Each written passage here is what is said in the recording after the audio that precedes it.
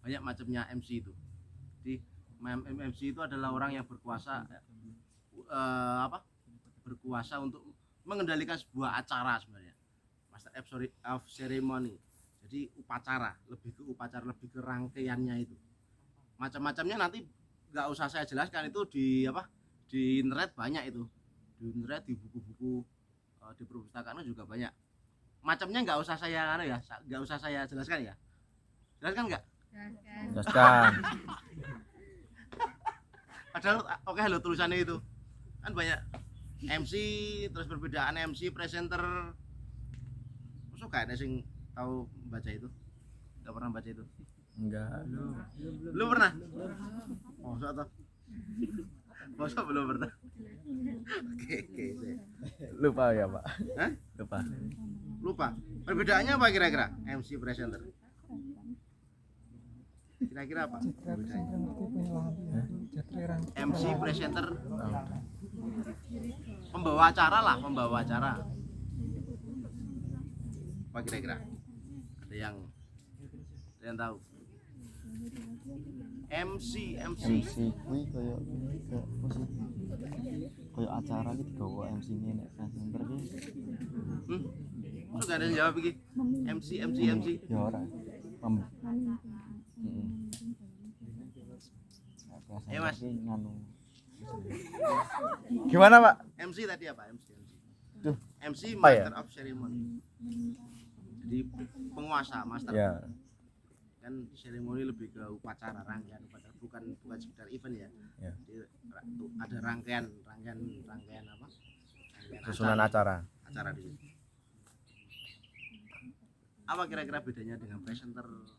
Bedanya dengan misalnya host, moderator itu termasuk Presenter. master of ceremony loh. Ya, karena dia menguasai rangkaian acara debat di situ. Ya, hanya seminar itu ini MC-nya ini. Kalau MC dari acara keseluruhannya ini MC. Tapi moderator ini juga menguasai ini. Itu masuk dalam MC. Macam-macamnya kan. Apalagi ayo yang dia bersifat menguasai sebuah rangkaian acara. Apalagi host, reporter,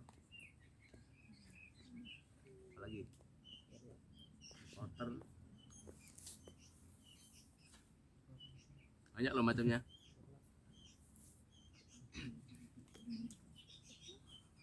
Penyiar,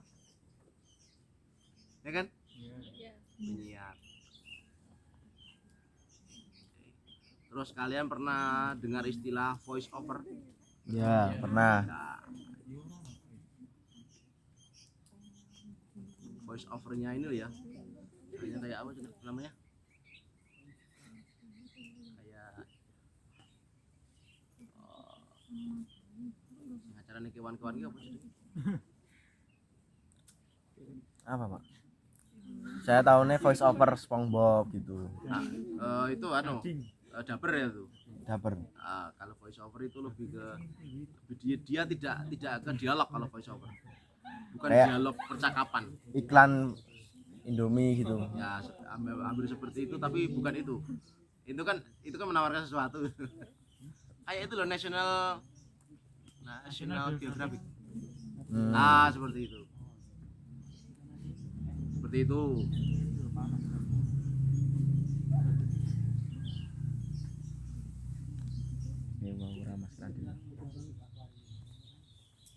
Nah, apalagi kira-kira? Nah, dari kesekian banyak itu kira-kira apa yang membedakan? Hah? Acaranya jelas. Lokasi. Lokasi itu berhubungan dengan ini juga, berhubungan apa? Dengan ketubuhan. Ketubuhan artinya posisi dia saat berbicara, saat MC. Kalau di jalan raya, pinggir jalan raya kan nggak mungkin dia duduk kan. Biasanya kan reporter yang jalan kayak ngadeg supaya apa ini? Supaya digambar kelihatan apa namanya? kelihatan gambarnya ini loh, gambar jalannya itu loh. Itu misalnya. Terus kalau penyiar ini ya lebih ke suara, jadi lebih menekankan kekuatan ininya, kekuatan verbalnya, kekuatan warna suaranya. Apalagi acara, lalu apa tadi? Tempat. Ora. Terus apa lagi? Ini kayak mau. Yang membedakan apa lagi kira-kira? Cara berbicara. Hah? Cara Cara berbicara ini lebih ke orangnya ya. Ini kan tadi kan lebih secara global. Jadi acaranya jenis acaranya, lalu apa namanya, waktu tempatnya, lalu apa lagi kira-kira? Tadi apa masih bilang cara penyampaiannya, lalu apa lagi? Waktu yang jelas. Waktu. Kalau voice over kan recording, nggak mungkin voice over live. Oke. Terus tingkat ke formalan acaranya sudah bisa menganalogikan sendiri ya. Misalnya acaranya ulang tahun ya nggak mungkin kayak apa? Nggak mungkin kayak seminar MC-nya. Seminar juga nggak mungkin kayak MC mantenan kan? Kan beda lagi. Mantenan juga nggak mungkin seperti upacara bendera kan? Beda lagi. Oke, sekarang teknik pernafasan. Langsung aja, paham tuh gimana? Bedanya paham, soalnya gampang gue. Besok pindah itu. Bisa dibaca dimanapun sebenarnya. Pernafasan. Ini ada yang pernah jadi enggak apa? Membawa acara upacara bendera itu loh. Ada yang pernah?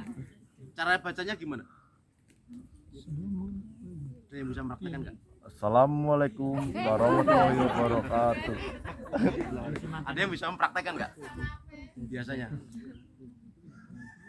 Upacara bendera di Istana Negara. Acara bendera. Biasanya gimana? Tradisi. Biasanya Suaranya bulat. gimana? Coba ada yang bisa mempraktekkan enggak? Enggak bisa, Pak. Tunggu dulu. Coba upacara Bukan ini. bukan protokol, Pak. Hah? Protokol coba. Ada ya? Enggak apa-apa. Prakteknya masuk ora nek sing dadi petugas upacara. Saya pemimpin kok, Pak. Pemimpin. Pemimpin barisan. Hah? Pemimpin upacara. Pernah jadi pemimpin upacara? Iya. Gimana cara ngomongnya? Kalau Biasanya pemimpin upacara itu Sio Grok. itu yang kamu gunakan pernapasan apa itu? Perut. Perut. Artinya lebih lebar, lebih luas, lebih leluasa. Iya, Pak. Kan? Harus. Oke, kalau protokolnya itu biasanya gimana sih praktiknya? Lebih ke apa itu? Dia apa ya? Kalau bisa mempraktekkan kayak yang di Istana Negara itu, berarti kalian sudah menggunakan pernapasan diafragma. Kalau coba kamu ngomong tadi apa namanya? Ngomong. Kayak apa tadi? Kayak pemimpin upacara tadi loh. Coba. Kamu kayak gitu lagi tapi perhatikan perutmu. Apa tuh salah satu temannya perhatikan perutnya. Coba tutupi. Dengan kayak kaos dengan kayak. Nempel tengku ketok. Saya gendut, Pak. Ya, enak. Ora apa-apa. Perhatikan perutnya. Coba lagi. Tarik napas dulu. Itu dada loh. Perut. Iya, iya. Nek dada gampang lapar. Katanya suruh tarik nafas, Pak. Iya. Perut. Nah, kan dada itu yang busung. Kan emang gini, Pak. Enggak. Berarti weteng tuh ya. Perutnya keras. Weteng, perut. Ambil ke perut. Ini dada, Iya. itu dada. Nek dada yang membusung pasti dada. Yo.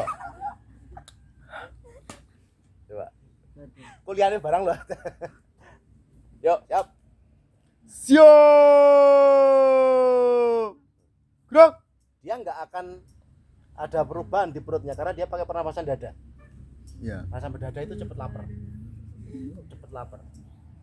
cepet lemas dan apa? Kepala jadi cepet pusing. Kalau setiap ngomong pakai pernapasan dada, bayangkan. Makanya pernapasan dada itu sebenarnya dalam panggung, apalagi seni panggung itu sangat dihindari karena akan menyita power seorang aktor, seorang MC, seorang sastrawan yang membaca puisi atau apapun di situ. Hanya biasanya pakai perut. Coba, Pak. Dan yang paling aman, siap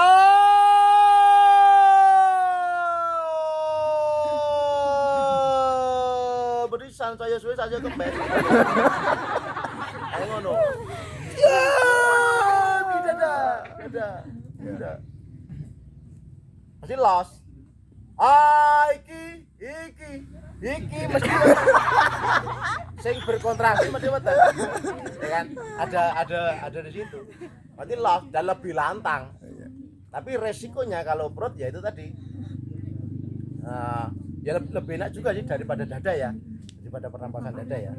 Dada pasti pendek, selalu pendek-pendek. Coba kakinya nih.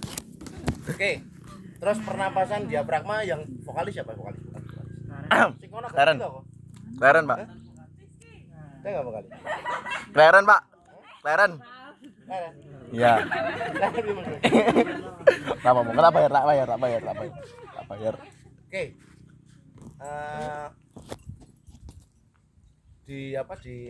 Di musik di vokal ada namanya head voice. Pernah kenal tahu voice? Hah? Head voice. Terus dengan macam-macam olah suara di situ. Ya kan? Pasti ada hubungannya dengan pernapasan di situ.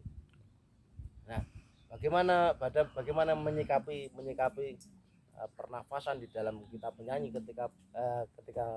ketika bersuara, berdialog, berakting di atas panggung. Kira-kira apa sing menjadi poin utama, Pak? Pernapasan yang paling disarankan atau paling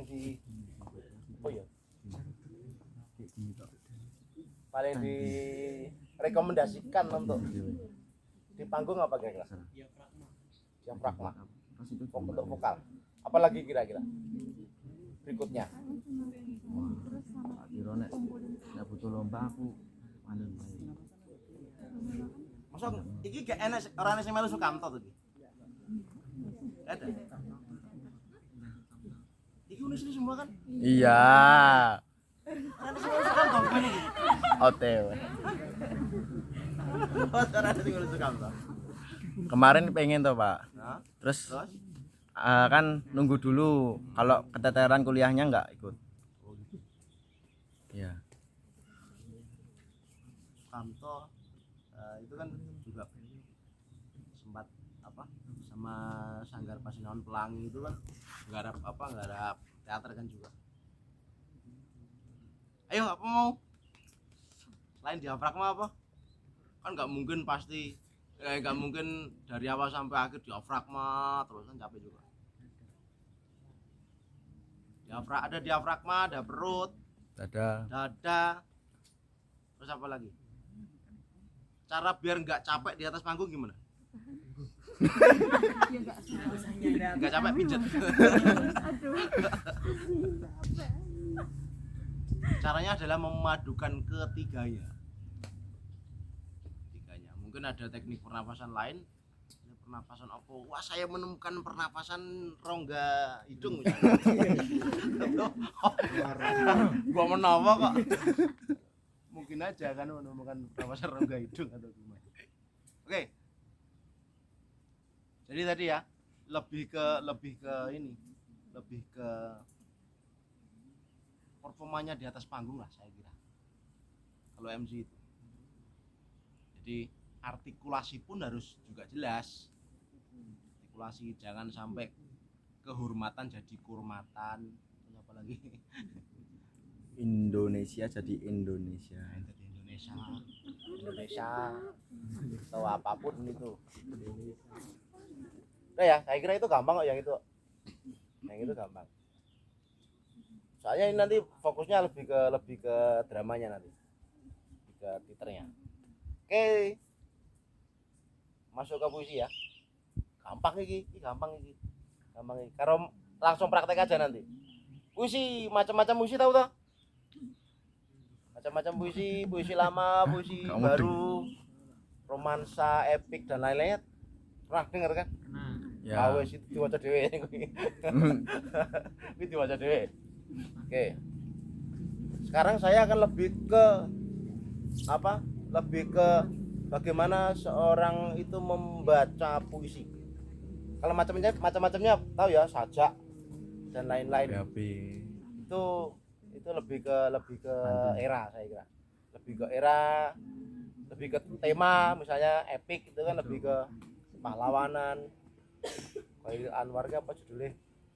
Anak singkong. Nah, enak. Koirul. Oh iya tuh Kebayaan. Oke, lebih ke cara membaca puisi. Jadi sebelum membaca puisi, pahami dulu maksud dari puisi tersebut. Jadi misalnya ada kata-kata yang sulit, ada yang kata-kata yang tidak dikenal, itu cari dulu maksudnya. Jangan sampai salah baca.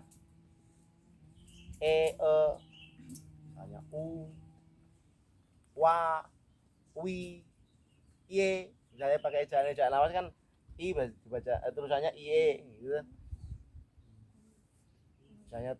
Misalnya apa? U, itu lebih dicari dulu maksudnya apa. Lalu membaca puisi harus membaca. Ada kan biasanya puisi lomba baca puisi karena sudah hafal, ini dia lebih fokus ke gesternya, lebih fokus ke ekspresi wajahnya, tapi dia lupa nggak bacain. Ini namanya udah nggak baca puisi loh.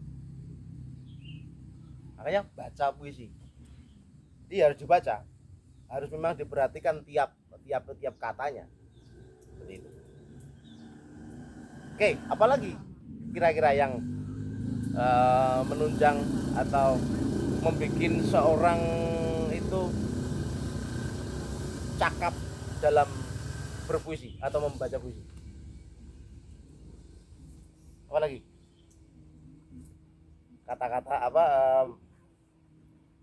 maksud dari puisi itu, tiap katanya harus tahu maksudnya. Terus membaca, terus vokal jelas ya, vokal intonasi harus jelas, itu jelas.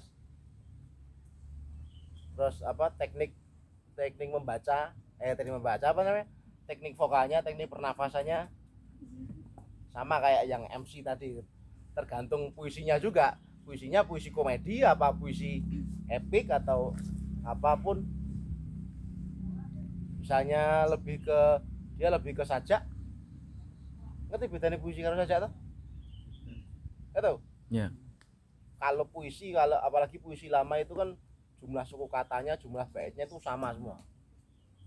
Gitu kan. Kalau puisi modern kan lebih dibebaskan. Tapi kalau sajak kan misalnya berapa kalimat, berapa kata, jatuhnya u ini mungkin ini 8 suku kata. Di sini bisa aja suku kata sudah jatuh u. Kalau sajak a au ai. Pernah baca itu toh? Orang saya jelas ya singgu ya. Ya.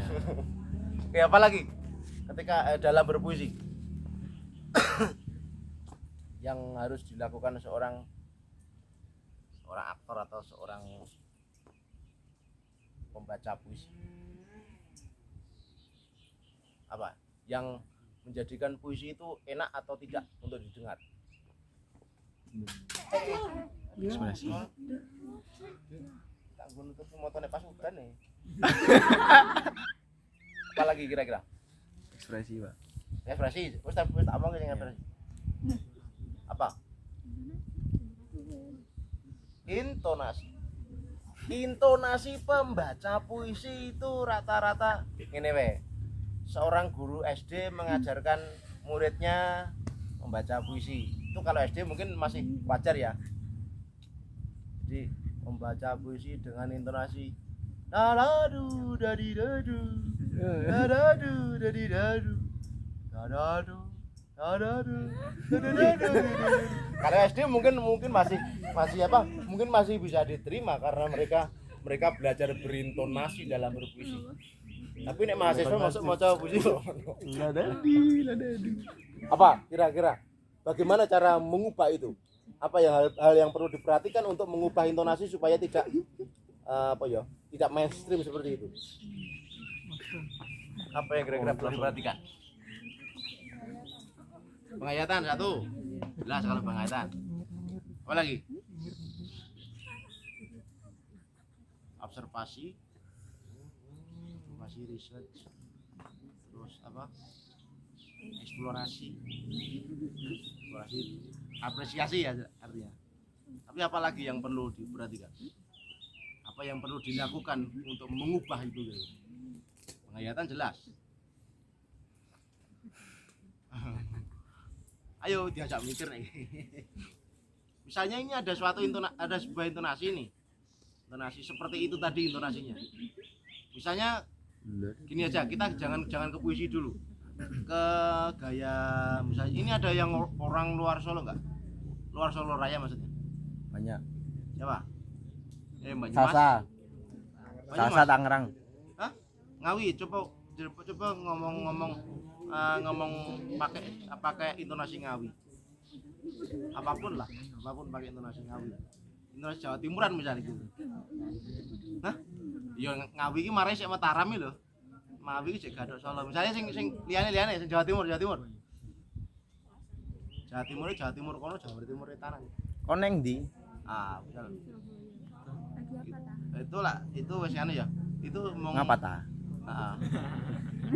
Wonogiri. Wonogiri coba. Ini panasnya rame-ram intonasi.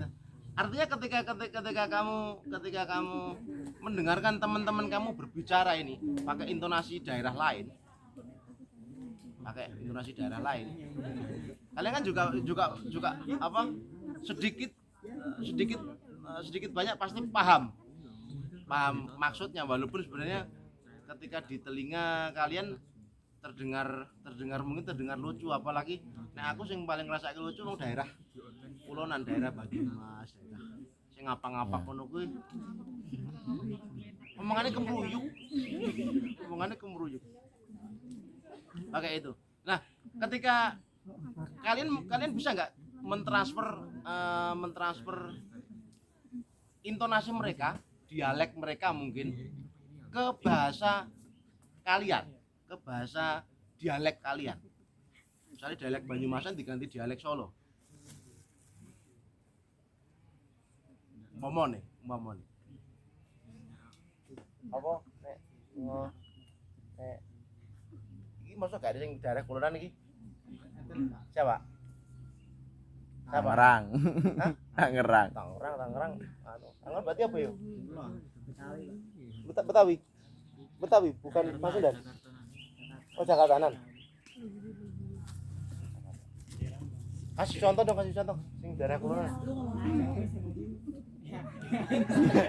Ayo Sa. Tunjukin Ora enggak? apa-apa, miso-miso ya ora apa-apa. Biasanya salah satu bangsat lu. Ini paham nggak maksud saya yang berdialek ini tadi? Paham toh? Artinya transfer itu bisa kan? Nah, ketika mentransfer itu kan artinya kalian harus tahu maksud dari apa yang disampaikan itu apa.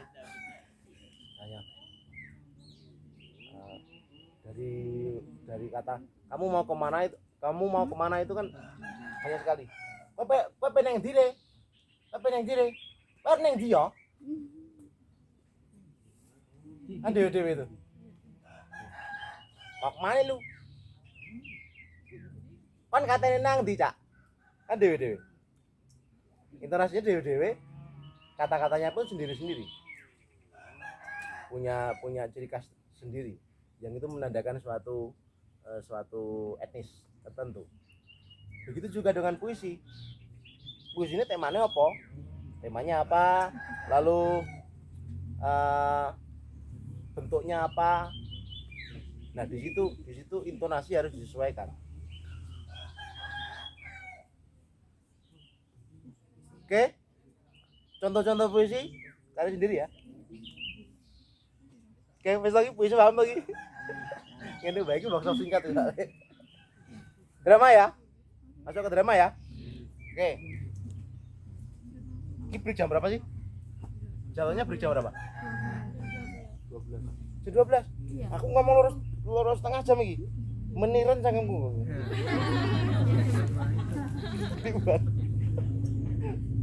Break jam berapa, Bu? Istirahat. Jeda jam berapa jeda? Ya. 12. Habis materi ya. Oke. Masuk ke drama atau sandiwara? Atau mungkin secara awam bisa disebut berteater. Apa tuh itu? Teater. Teater itu apa? Teater. Teater. Ada yang tahu teater itu apa? Masa gak ada yang ngerti ki? Ayo, teater. Oh, pertunjukan kena apa nih? Teater itu apa? Lebih tepatnya apa? Seni. Seni, ngerti nih seni. Drama. Kalian kamar mandi wes. Oke, teater itu apa? Drama. Teater itu panggung. Teater itu panggung. Jadi seni teater itu adalah seni panggung. Seni teater adalah seni panggung. Kalau drama atau sandiwara, apa itu? Drama apa itu sandiwara? Sandiwara sih, sandiwara. Hah? Seni apa? Sandiwara itu seni apa? Seni yang dibuat-buat. Buat-buat. Lebih tepatnya apa? Acting. Apalagi? Hah? Tak kira ngomong meneh kowe. Enggak, Mas. Wajahmu itu seperti berbicara gitu. Jadi kayak patungnya Pak Karno yang mana ini seperti Wah, berbicara. betul, Pak. Apa? Sandiwara itu adalah seni isyarat sebenarnya. Kalau dipecah bahasanya sandi woro kalau bahasa Jawa. Artinya woro-woro kang sinandi. Jadi sebuah pengumuman yang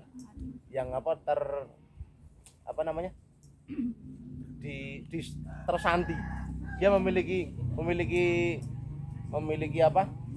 sandi isyarat di situ.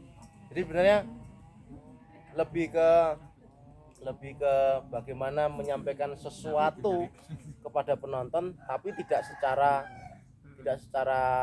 langsung, tidak secara jelas, tapi dihias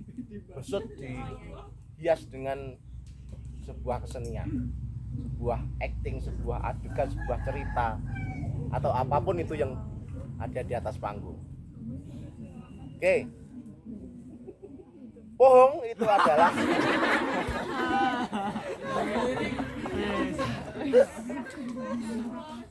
Oh enggak, Pak. bohong itu adalah oke. Sandiwara ya tadi ya. Sandiwara. Oke. Lebih gampang kita sebutnya gini aja, seni peran. Mboten nama-nama, monggo. Seni peran itu hubungannya dengan acting dan lain-lain. Kok yang duit gelas ini? Gak kene dhuwur kene. Seni peran.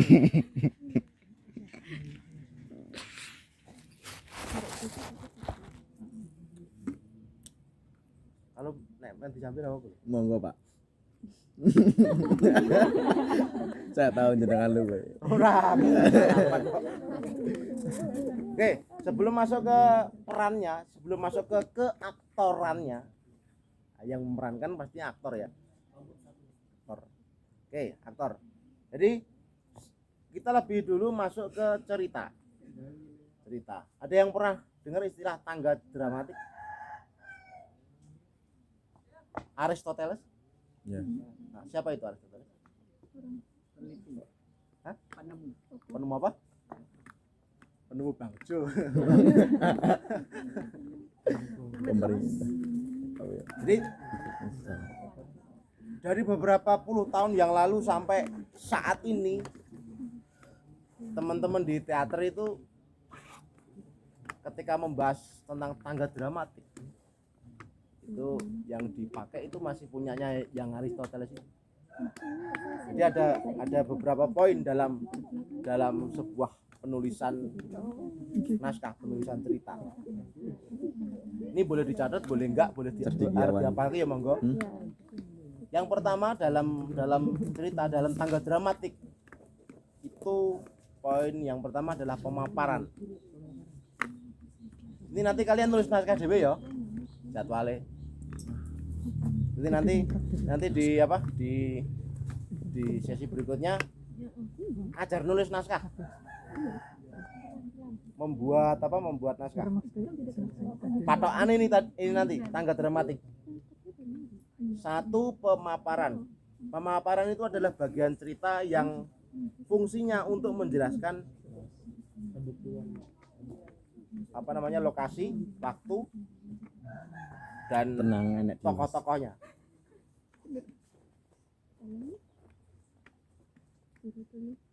Juru tulis kita. Oke, pemaparan. Dimas. Lalu yang kedua, penggawatan.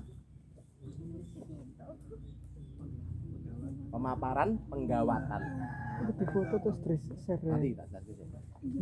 Penggawatan ki ngerti to gawat?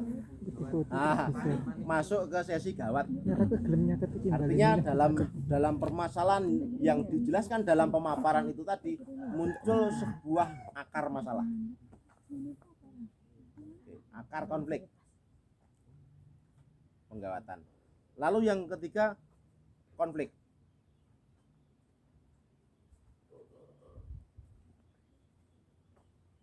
Konflik, ngerti toh? Konflik. Ya. Konflik masalah. Artinya masuk ke dalam sebuah ranah masalah. Ini nanggon pengadilan harus terdakwa. Oke, lalu berikutnya yang jadi ending adalah klimaks atau anti klimaks. Itu bobotnya sama. Klimaks atau anti klimaks. Puncak.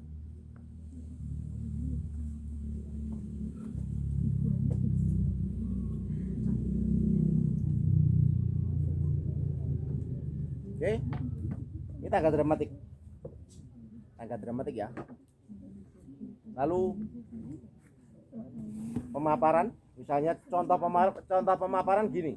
Contoh pemaparan misalnya ini cerita rakyat sing pernah kalian ngerti apa?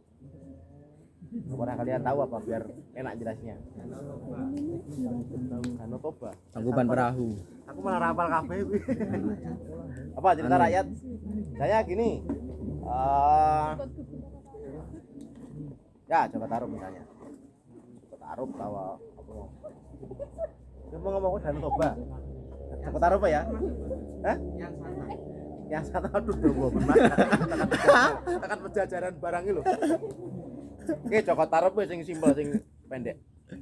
Joko Tarub adegan pemaparan misalnya itu di adegan satu di ranah pemaparan. Di situ dijelaskan itu suasana desa. Ya kan? Terus ada tokoh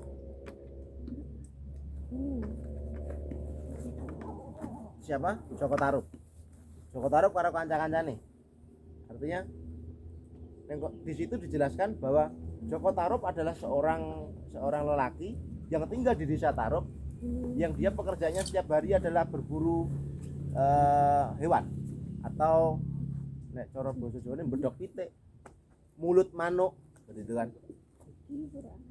Itu poin itu nek medok di bedok ya. Bedok itu apa, Pak? Bedok ya di Enggak, dicolong lah Mas, di apa Oh. diburu lah. Oh. Kira kan beda-beda. Oke. Di situ lalu muncul penggawatan. Muncul penggawatan di situ Joko Tarub melihat banyak wanita yang mandi di Sendang Tarub. Ya, Nawang Wulan dan CS-nya itu. Oke. Mandi di situ. Timbul rasa penasaran si Joko Tarub itu. Lalu mencari cara bagaimana sih caranya untuk berkenalan dengan salah satu wanita yang sedang mandi di situ. Maka dicurilah selendangnya salah satu bidadari itu. Ini masuk penggawatan. Masuk penggawatan. Ternyata yang diambil kan selendangnya Nawang Wulan ini tadi. Saudaranya Nawang Wulan udah pulang semua, cuma Nawang Wulan di situ. Nah ini masih penggawatan ini. Selendangnya hilang ini. Selendangnya hilang. Dah? Paham maksudnya penggawatan? Terus sumpah bahwa siapa yang dapat menemukan selendangku atau siapa yang dapat menolongku. Nek cara tembung Jawa nek lanang tak suwitani, nek wedok tak dadeki sedulur. Kalau laki-laki aku bersedia dipinangnya, kalau wanita dia akan aku jadikan saudara. Nah seperti itu. Oke. Muncullah Joko Tarub yang menyelamatkannya, tapi dia nggak bilang kalau ini loh, kalau dia ngambil selendangnya loh. Oke. Nggak enak nek ngambil. Maksudnya masih sesi penggawatan ini. Masih sesi penggawatan. Dah. Ini Nawang Wulan dinikahi sama Joko Tarub. Ini kalau di permainan tangga dramatik, ini namanya klimaks minor. Jadi ada sebuah klimaks kecil yang nanti mendorong klimaks mayornya nanti di ending. Oke, dinikahi setelah bertahun-tahun, punya anak dan lain-lain.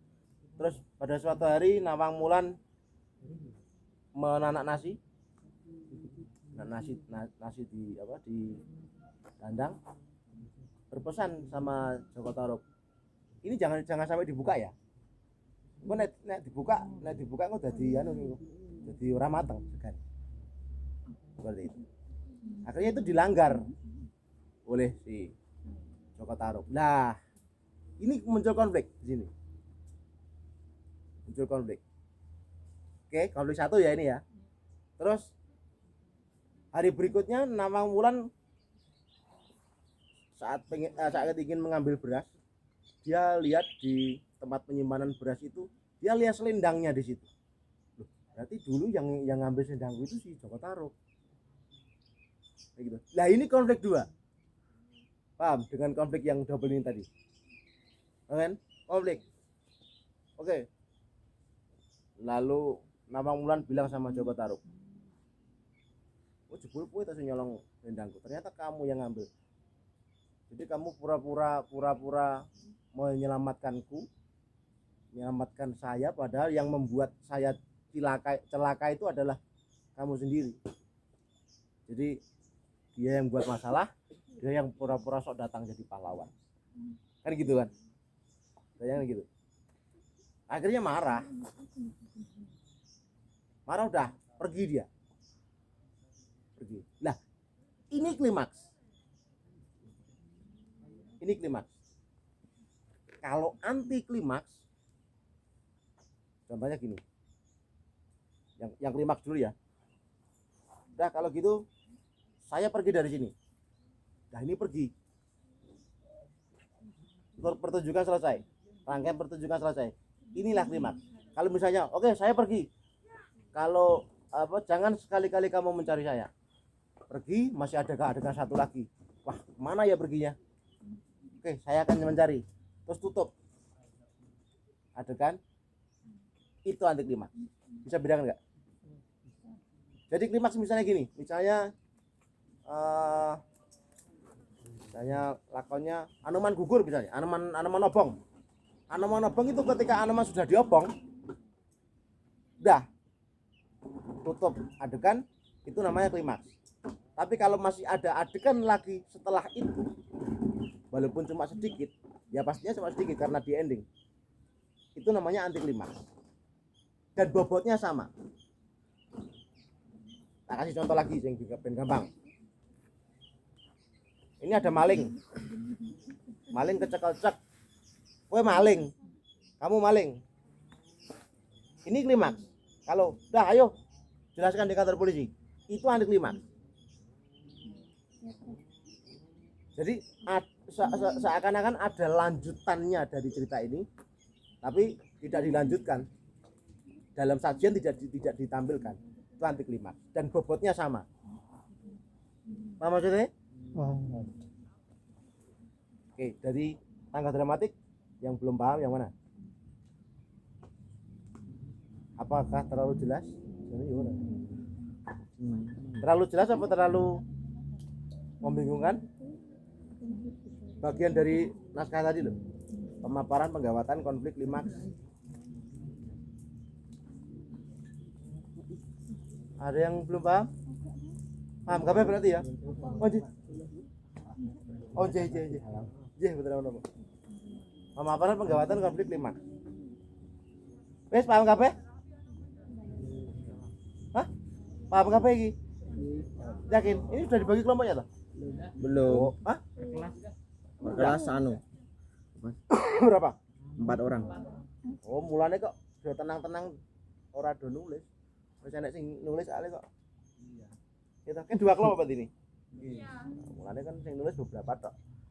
Mulane sing lanang-lanang tak deloke kok jujur.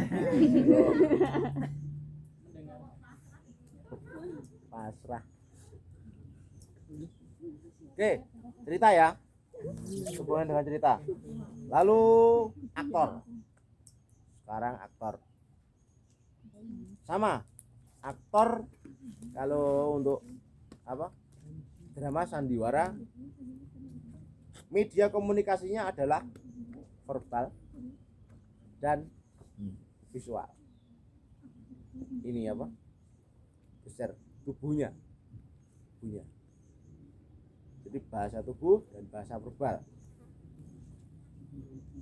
Teknik apa? Pernapasan mau tak jelaskan mau ngarep. Lalu teknik muncul begini.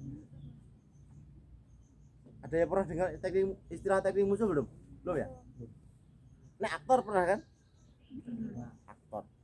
Aktor itu orang yang berperan, pemeran. Iya. Nah, itu apa? Aktris. Salah. Aktor perempuan. Istilah aktris emang di KBBI ada? Aku belum pernah ngecek KBBI ya. Tapi kalau di teman-teman teater istilahnya bukan aktor dan aktris. Gimana, Pak? Tapi aktor pria dan aktor wanita. Oh. Oke. Nah, kalau mungkin di KBBI mungkin ada, aku malah ngerti gue. Tapi disiplin belajar kami, jadi teman-teman teater menyebutnya aktor pria dan aktor wanita. Atau aktor laki-laki atau perempuan. Seperti itu. Oke. Keaktoran, ketubuhan ya, sebenarnya harus olah tubuh dan lain-lain. Terus komunikasinya tadi, verbal tadi. Turu kuning irung tutup, Pak. Turu kuning irung tutup. Boleh Mas? Ada. Aktris apa? Pemeran wanita. Itu mungkin istilah baru mungkin ya. Nah, aku akhirnya saya ngerti kuwi. Aktor pria, aktor wanita. Aktris ya ada ya. Ya oke, enggak apa-apa pakai istilah aktor dan aktris. Nek kok aktris ya? Kok ora? Berarti nek wedoke aktris, lanange aktros gitu ya.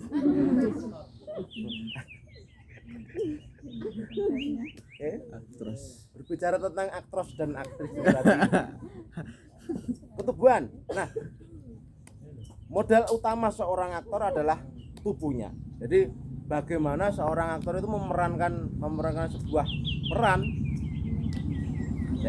Iklan lewat. Selepan. Seleb banget. Bagaimana seorang aktor itu memerankan sebuah peran, misalnya jadi orang gila misalnya. Ya perannya jadi orang gila. Orang gila yang benar-benar gila atau orang gila yang pura-pura. Kita orang waras ya, berpura-pura jadi orang gila yang ternyata orang gilanya ini juga pura-pura tadi. Gila. Misalnya prajurit tentara intelijen misalnya pura-pura jadi orang gila misalnya. dengan dia benar-benar berperan sebagai orang gila. Kan pasti beda itu, Bu. Nah, caranya itu observasi. Dia lihat orang gila itu gimana toh? Orang gila gimana toh? Kalau misalnya dia jadi tentara intelijen, dia gimana toh? Misalnya ngelihat tukang somai bawa HT atau gimana? Terus tak kipasi. Jadi observasi ke ketubuhan, keaktoran. Saya jadi perannya jadi guru. Ya lihat guru itu bagaimana tuh cara guru itu mengajar. Guru yang karakternya bagaimana? Guru galak, guru yang biasa-biasa saja, atau guru yang humoris, Guru yang killer, atau guru yang pembunuh, atau Oke, jadi dosen, misalnya jadi penjual bakso misalnya, bagaimana cara dia dorong gerobaknya. Saya tukang sate Madura, bagaimana dia ngipas-ngipas, bagaimana cara dia tanya ke pelanggan bungkus piro ya, saja dan lain sebagainya. Jadi observasi. Ya riset apa atau yang akan diperankan di situ. Oke. Yang kedua, sebagai seorang aktor harus memahami naskah. Cara menghafal naskah jadi ya kekaduan jane cara menghafal naskah. Memahami naskah dulu aja, memahami naskah. Jadi seorang aktor itu dalam memahami naskah itu jangan cuma bagiannya aja yang dihafalkan, yang dipahami. Semua alur dari awal sampai akhir dipahami supaya dia tahu kapan dia keluar, kapan dia menyikapi lawan main, kapan dia bisa mengatur emosi. Misalnya adegannya dia masuk adegan tengah-tengah nih, nggak mungkin kan emosinya sama seperti aktor yang main di adegan pertama, kan nggak mungkin, pasti kan naik dinamikanya. Oke. Apa Mas? panas. Oh panas.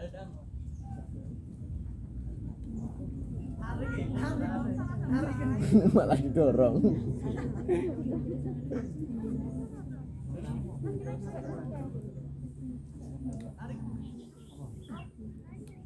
Oke, dah? Ngiope wis dong? Udah. Oke. Lalu seorang aktor harus bisa menyikapi setting. Istilahnya seorang aktor harus meruang. Meruang itu bukan dalam arti ruangan ya. Jadi meruang. Jadi meja kursi itu bisa dikatakan ruang. Jadi bagaimana dia duduk. Misalnya dia seorang yang apa? Sing kalem, kan orang mungkin lungguhe ngene ya. Gimana cara seorang aktor itu duduk? Kita menyikapi ini meruang ini. Kan? Saya ngomong sama orang, ini ada kursi ini. Ini gunakan kursi ini sebagai media. Meruanglah dengan kursi ini. Tadi ngobrol ini, kan bisa digunakan ini dengan dipegang gini aja, ini udah meruang namanya. Gak bisa gitu. Ini meruang. Iya, udah meruang. Gimana menyikapi itu? Iya, gimana menyikapi? Ini harus meruang ini. Harus meruang dengan itu. Betul sih. Ayo rapi nak lo.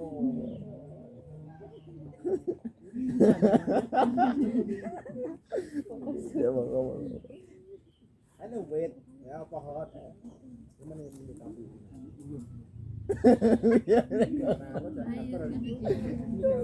Kursi apa satu buah aja mungkin bisa menjadi banyak sekali ya banyak sekali. Jadi Oh iya, maksudnya bentuk. beruang. Meruang. Paham naskah atau beruang dengan set. Sak zaman lagi. Ini pernapasan sama Kayak gini memorimu pura apa? Gak apa-apa, masih banyak. apa lagi kira Ya cuy. Tapi resolusinya apa lagi kayak kira-kira gitu, bagus. Enggak apa-apa. Daripada banyak memori ini. Oh, banyak kemakan. observasi udah toh ya seorang aktor harus mengobservasi dia tokohnya jadi apa tadi terus paham naskah paham skrip paham naskah artinya paham semua lalu peruang coba berekspresi sama ya tadi ya bukan itu lalu apa lagi kira-kira apa lagi untuk menunjang itu supaya seorang aktor bisa dikatakan aktor yang baik mendalami kami pada ngarep konsisten dan totalitas Totalitas tanpa batas. konsisten nek mau dadi wong edan sing gejek di tengen ya tangan terus Emang tulisan Kenapa, Bu? Iya, Gitu. Iya, kimia banget. misalnya Iya banget. dari awal apa seorang Pembukaan di Seloren. Gendong ngerti. Bocah-bocah dhewe ora ngerti ngono. Aku pinjam Atau catatan gaya materi bawaan. tak tulisin. Kayak gitu. Kalau Pinjam ngomong catatan materi Kamu masih tak tulisin. dari awal sampai akhir ya harus gitu. Ikan tadi Enggak cara. gitu kan. Nah, kalau segitu ya kurang toh, Bos. Delok. Abang Enggak. saya itu Enggak. rokok saja sudah 25.000. Minumnya. Kelas malam ini emang ono kuwi kabeh. Kurang perkara stres. Iya. Pakai gitu tuh. Jadi konsisten. Paham maksudnya ya? Aku buat video ki arep mbok go bahan pembelajaran. Iya bang, nanti Iya. bisa kan ke teman-teman. Iya. Tak tambah yang tadi, Pak. Ladadu. Oke, paham ya? Totalitas. Apa konsisten dan totalitas. Totalitas ya artinya ya harus bener-bener dijalani. Totalitas. Oke. Setelah itu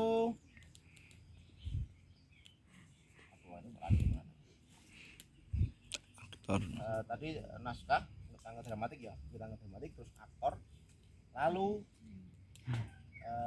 panggung artinya set panggung nah set panggung dalam membuat set panggung seorang penata artistik itu ya harus paham betul apa yang akan disajikan apa yang akan dipasang di panggung yang akan dipasang di Twitter. Misalnya setnya menceritakan tahun misalnya 90-an kira-kira apa yang mencerminkan apa yang mensimbolkan bahwa itu adalah tahun 90 nah gitu misalnya radio atau yang paling gampang apa Sepeda kebo. alah kalender Oh, kalender. tahun 90 kan 90 Oh iya. iya Ngeprint. kan paling gampang 90 Iya. tuh kuwi. Oke, misalnya salah satunya itu. Terus itu adalah seorang itu adalah rumah seorang pensiunan tentara misalnya. Apa kira-kira yang ditampilkan di atas panggung? Foto pakai seragam. Foto pakai seragam misalnya. Apa namanya? Rencana. Misalnya itu. Terus Bedel iki ora digawa mule. Anu PDH, PDL. Apa lah misalnya kopi misalnya red atau trofi-trofi penghargaan misalnya. Terus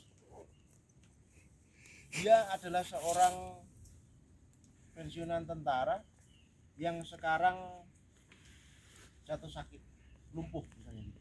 Apa yang ditampilkan gitu? Kursi roda. Hah? Kursi roda. Kursi roda. Iya Artinya ranjang ya, ranjangnya ya orang kasur itu loh ya. Kalau kalau lihat dia adalah seorang pensiunan yang miskin. Kira-kira apa ya? Omahe jelek. Omah jelek, omah bolong-bolong. Nek perlu ditutupi poster Rhoma Irama. Sing suwek. Paham ya maksudnya kalau set ya? Ya. Oke, gampang itu. Jadi apa yang bisa mencerminkan waktunya, mencerminkan pemiliknya, terus memiliki lokasinya misalnya. Lokasinya mungkin bisa lebih ke misalnya rumahnya di pinggir pantai gitu. Rumahnya di pinggir pantai misalnya gitu. Di pantai. Kira-kira apa? Pohon kelapa. Kayak Pasir jahe, putih. atau hubungan dengan kelautan. Yang main gunung. Batu. Umpamanya apa? Pohon pinus. Batu pak, batu. Pokoknya set yang mendukung Hmm. segi geografis tempat. Batu. Oke, lalu setnya Aduh. waktu udah ya waktu ya. Waktu misalnya settingnya tahun 49 ya mungkin nganggo kursi plastik kan. Iya. Rotan. Oke, lalu waktu Waktu. pagi, siang, sore. Batu. Apa yang kira-kira dilakukan untuk menandakan Pencahayaan, bahwa itu Pak. misalnya misalnya malam apa? Ya. Pakai lampu. Lampu tidur misalnya. Templok. Atau teplok kalau Muhammad Iso. Kalau pagi hari tanya apa? Nah, itu lebih ke sound effect ya. Lebih ke sound effect. Nah, mungkin ada sound effectnya apa tadi suara manuk misalnya. Suara burung. Apa? Pak Awon ya. Awon detik geni toh. Geni. Terus mungkin Orang beraktivitas eh, pas pagi hari. kalau di panggung kalau setnya tidak memungkinkan untuk itu, Pasar. nah kalau setnya pasar mungkin. Kalau di dalam rumah apa kira-kira pagi hari gitu. Masak. Masa kan masuk ke adegan, maksudnya yang menjadikan itu nampak Apa ya? kalau pagi gitu Pak. Jam alarm. Penampilannya mas berantakan. Jam bener berantakan so nah ya arah lampu, arah lighting. Misalnya kamu mengatakan ini rumahnya menghadap ke utara. Lore gitu. Sana, Pak. Anggap kono ya, lore ya. Sana. Nampak panggung ya, nampak muka panggung ya. Penontonnya sana. Ketika ini rumah menghadap ke utara, kira-kira kalau pagi hari cahayanya dari mana? Timur. Dari timur. Berarti di sebelah Sini. Timur. kanan. Kiri saya, kanan jenengan. Sebelah kanan saya apa kiri saya? Ya salah. Oke, dari sebelah kanan ya, dari sebelah timur. Oke. Mungkin kalau sebuah naskah yang menceritakan tentang adegannya itu dari pagi sampai siang atau mungkin dari siang sampai malam. Itu pasti akan ada perubahan cahaya. Dan kalau setnya panggung itu memadai akan memungkinkan untuk membuat cahaya ini perlahan-lahan bergerak gitu.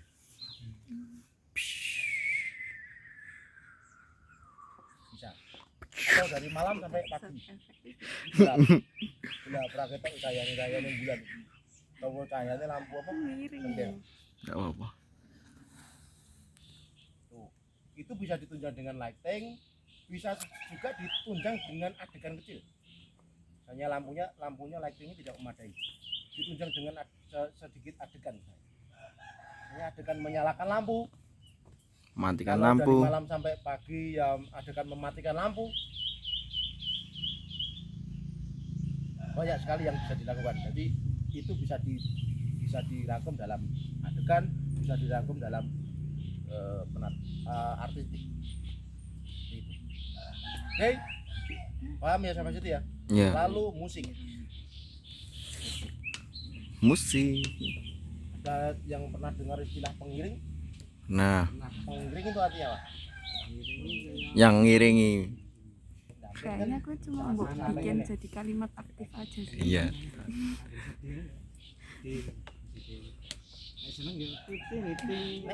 nek ilustrasi Nek pengiring kan ngono ki mau nek ilustrasi sing piye? Ilustrasi.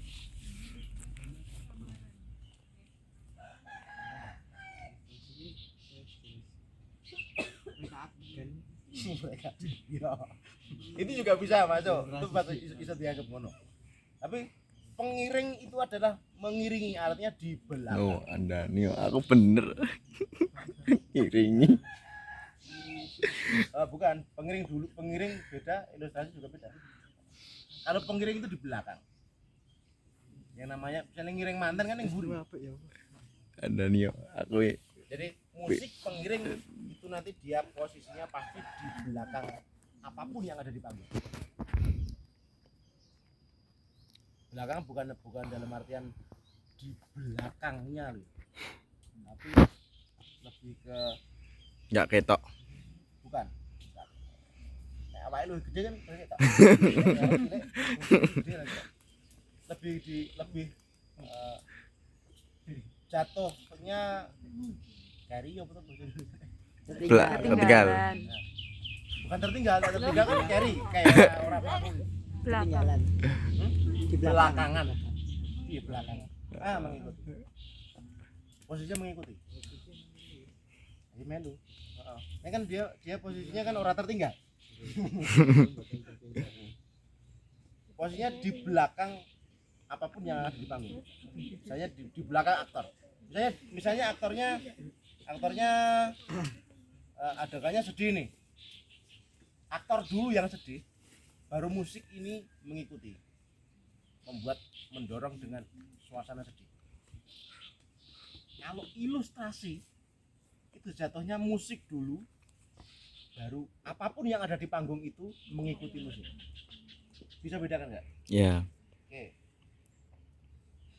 Misalnya adegannya pagi-pagi ada seorang kakek menyalakan radionya mendengarkan siaran warta berita. Ini masih gelap ini. Ini ilustrasinya penyiar radio. Selamat pagi para pendengar di judul Keburuan Nusantara. Kembali lagi dengan bla bla bla bla. Ya kan? Ini ilustrasi. Musik. Baru lampu nyala. Lah, ini musiknya berfungsi sebagai ilustrasi. Kalau fungsinya pengiring, aktor dulu, misalnya aktornya adegan marah, dia marah ini baru musik bunyi, ini marah dulu, marahnya jatuh duluan nih, terus musiknya baru mendorong dari belakang untuk membuat suasana semakin mencekam, semakin mendorong rasa marah ini tadi. Bedanya penempatannya juga paham toh. Terus musik jangan terlalu dominan kalau di teater. Dominan itu jangan terlalu nampak terus. Kecuali drama musika. Kalau drama musika kan memang musiknya jadi 50-50. Tahu toh drama musika? Drama musika artinya mungkin ada beberapa dialog yang itu disampaikan lewat lagu. Atau mungkin seperti opera, kalau di opera Jabatnya opera-operanan kan. Oke. Musik. Nah, lalu jenis musik artinya bentuk musik dan pilihan instrumen pastinya harus disesuaikan dengan tema dari cerita, disesuaikan dengan naskah. Misalnya ceritanya cerita Sunda, nggak mungkin kamu pakai gamelan Bali kan? Ya.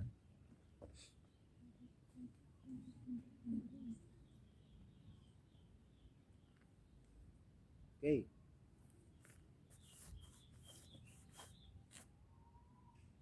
Tekan kono sih. Ceritanya enggak? Terus paham kabeh? Ini loh. Hebat tuh penjelasan gue berarti ya. Apa kalian yang hebat? Tanya soal vokal tadi ya. tadi kan ada pernapasan. Nah, kalau musik metal itu pakai pernapasan apa?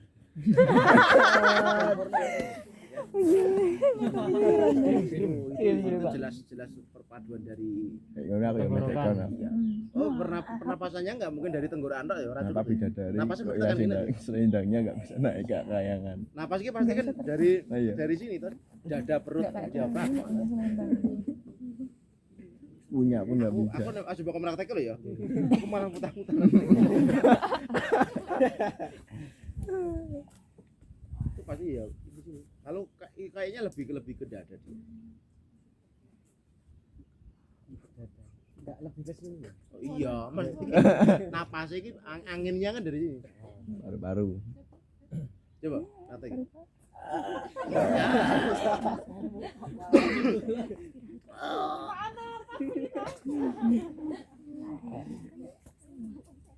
makanya posisinya dia harus jingkrak Anaknya ngapa? karena dia harus memacu napasnya ini karena mungkin ketika kamu lihat seorang penyanyi kamu lihat sinden aja dia nggak mungkin sambil jingkrak nggak bisa napas malah kalau jingkrak ya kan Goyah, apa nih goyah.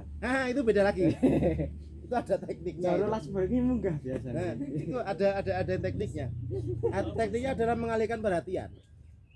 Kene itu saweran. Heeh. Siji kuwi ping pindho bener ra kesel deh. Kok bisa, Pak? Iya no. Orang pasti fokusnya ke goyangannya kok enggak fokus ke suaranya kok. Suaranya mesti hancur.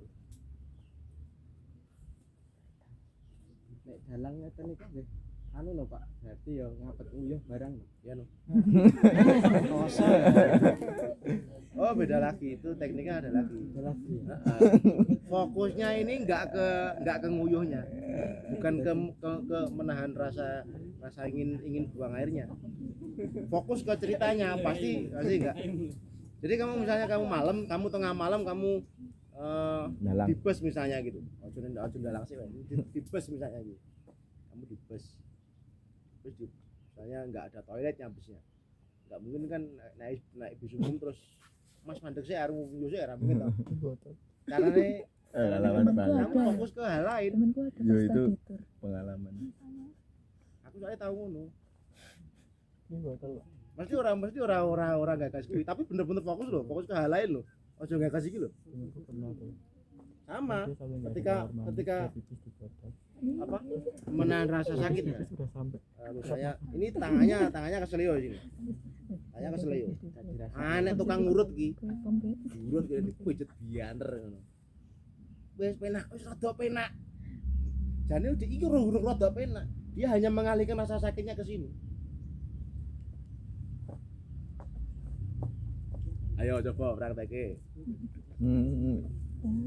Sakit kepala, pijet gini. Loh, pijet gini toh. Ini apa? Ini mengalihkan rasa sakit ke sini. Iya coba Lah terus praktekke. nek mulai ya cek lara sirahan. Eh? Nek wis mulai kan pengobatannya ngene. Iya. Nah Itu itu nek sebenarnya kan sembuh dengan sendirinya itu. sebenarnya. Luka, Oh iya. Iya nggak?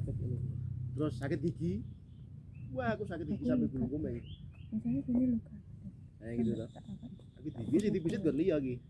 Benda satu. Ya kan? Sakit gigi kan sebenarnya sembuh dengan sendirinya. Ya. Hanya kita nggak tahan dengan rasa sakitnya aja. Makanya dialihkan di organ tubuh Luka lah. mana di Wes ora usah bahas loro untu ning bahas iki mau biasa tenan. Jadi tanyakan apa ini? Apa? Gak nih tanyakan. Cukup ya? Ya. ya. Break dulu.